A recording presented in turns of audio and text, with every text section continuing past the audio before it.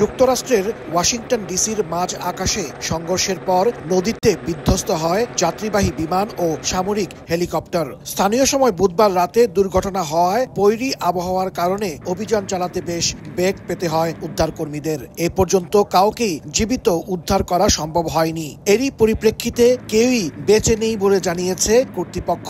উদ্ধার করা হচ্ছে একের পর এক মরদেহ। নিখোঁজদের মরদেহ শিগগিরই উদ্ধার করা সম্ভব হবে বলে জানান ওয়াশিংটন ডিসির ফায়ার ও ইমার্জেন্সি মেডিকেল সার্ভিসের প্রধান। নিহতদের পরিবারের প্রতি সমবেদনা জানিয়ে মার্কিন প্রেসিডেন্ট ডোনাল্ড ট্রাম্প বলেন, দুর্ঘটনাটি প্রতিরোধযোগ্য ছিল। এ সময় কেন্দ্রীয় এভিয়েশন বিভাগের ভারপ্রাপ্ত প্রধান হিসেবে ক্রিস রচেলিউর নাম ঘোষণা করেন তিনি। ট্রাম্প আরও বলেন, শিগগিরই যাত্রীদের নামের তালিকা প্রকাশ করা হবে এবং কোন কোন দেশের নাগরিক আমেরিকান এয়ারলাইন্সের বিমানে ছিলেন তাও জানানো হবে।